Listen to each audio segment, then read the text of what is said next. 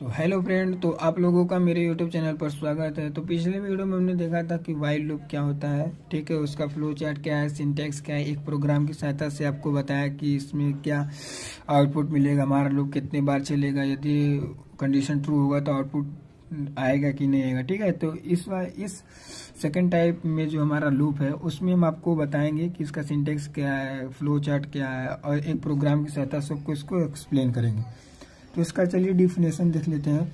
तो do while loop in C is post test loop, condition is evaluate after the loop body execute, this is known as do while loop, ठीक है। यानी कि इसका कहने का मतलब है do while loop in C, जैसे कि डू जो हमारा वाइल लूप है इन सी लैंग्वेज में, ठीक है, ये एक प्रकार का पोस्ट टेस्ट लूप होता है।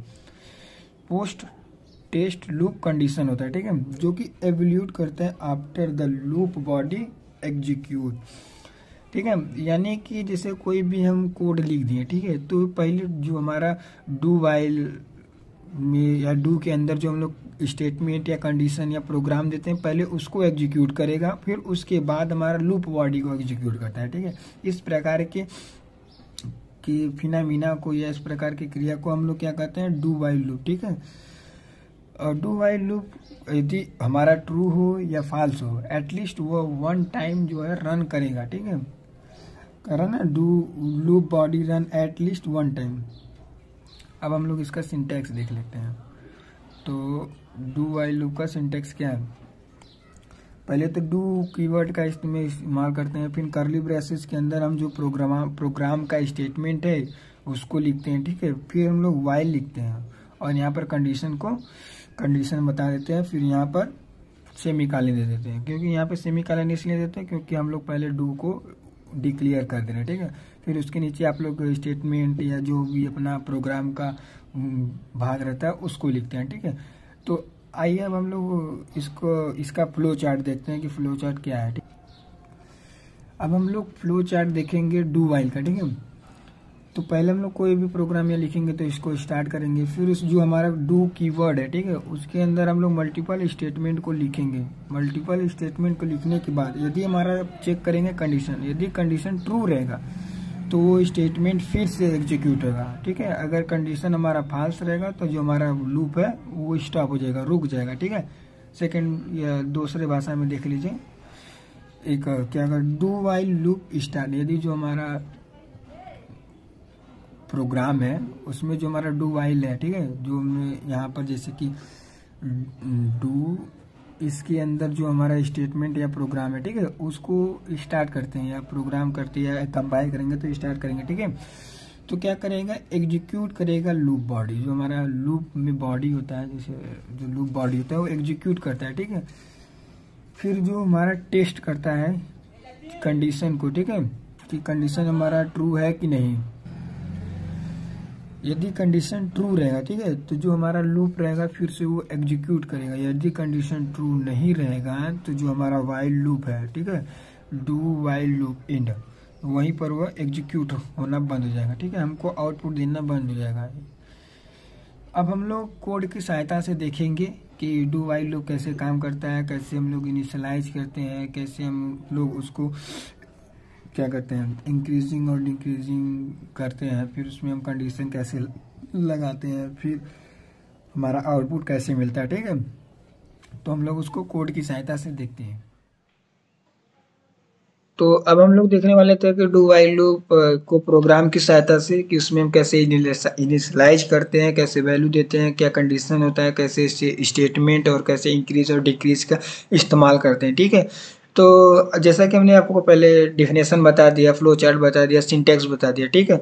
तो सबसे पहले ये तो हम लोग क्या लिखेंगे, सी का सिंटैक्स लिख लेंगे। सी का सिंटैक्स लिखने के बाद, ठीक है, उसमें हम अपना प्रोग्राम लिखेंगे।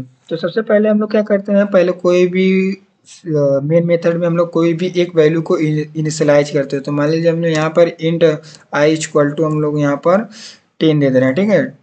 तो अब सबसे पहले अब हम लोग वैल्यू को तो इनिशियलाइज कर दिया, ठीक है, वैल्यू को इनिशियलाइजेशन, वैल्यू को इनिशियलाइज कर दिया, ठीक है, T T I O N होता है ना, हाँ, इनिशियलाइज कर दिया, ठीक। अब हम लोग क्या करते हैं, क्या देख रहे हैं, कंडीशन कौन सा है, स्टेप डू वाइल देख रहे हैं ना। तो डू वाइल का सिंटेक्स आपको क्या बताता है, पहले डू वाइल के लिए हम लोग क्या करते हैं, डू कीवर्ड का इस्तेमाल करते हैं, ठीक है। फिर हम लोग यहाँ पर करली ब्रेसेस के अंदर हम लोग क्या लिखेंगे, जो हमारा स्टेटमेंट होगा या प्रोग्राम का एग्जीक्यूशन होगा या प्रोग्राम कोड होगा, ठीक है। तो मान लीजिए हम यहाँ पर सिंपल सा एक प्रिंटफ की सहायता से एक हम लोग डिस्प्ले करा लेते हैं, ठीक है। तो मान लीजिए यहाँ पर %d कर ले रहे हैं और जो कामा लगा दे रहे हैं, मान लीजिए यहाँ पर हम लोग i को प्रिंट करा ले रहे हैं और सेमीकोलन, ठीक है। जो यहाँ पर %d है वो इंटीजर वैल्यू का फॉर्मेट है, ठीक है। फिर उसके बाद हम लोग क्या करते हैं, इसमें इंक्रीजिंग या डिक्रीज, मान लीजिए हम लोग को इंक्रीज करना है तो माइनस माइनस, फिर उसके बाद हम लोग आई लगा दे रहे हैं सेमीकोलन, ठीक है। जो ये हमारा है, ये हमारा क्या है, स्टेटमेंट है, ठीक है। स्टेटमेंट्स, स्टेटमेंट्स, ठीक है। ये मल्टीपल हो सकते हैं या इन्फिनाइट भी हो सकते हैं। फिर उसके बाद हम लोग ने जो ये किया है, ये हमारा क्या है, इंक्रीज है या तो डिक्रीज, ठीक है।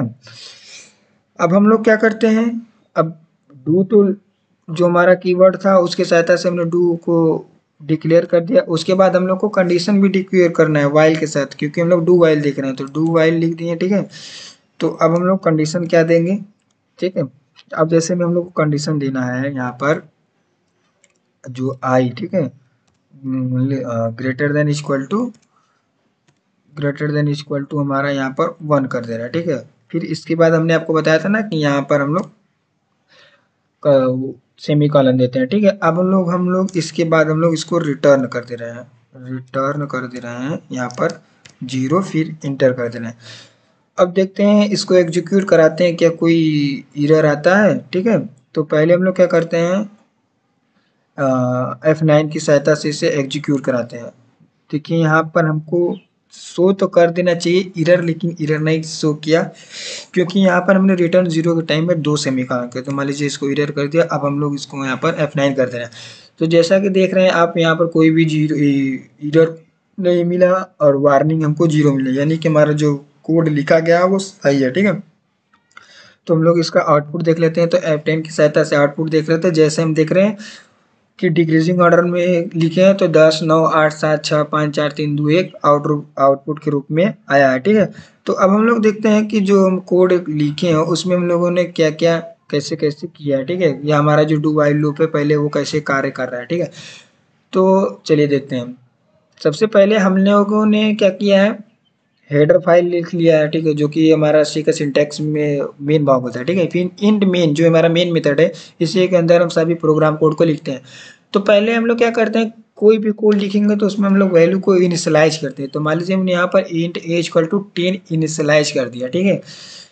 तो अब हम लोग डू वाइल लूप को देख रहे हैं। तो डू जो हमारा कीवर्ड है उसको लिख कर फिर हम लोग करली ब्रेसेस के अंदर जो प्रोग्राम होता है या स्टेटमेंट होता है या अकॉर्डिंग टू कि हमको कैसा प्रोग्राम करना है उसकी सहायता से आप यहाँ पर हमने प्रिंट टाइप और %d और i जो हमने वैल्यू को इनिशियलाइज किया है उसको प्रिंट करा लिया, ठीक है।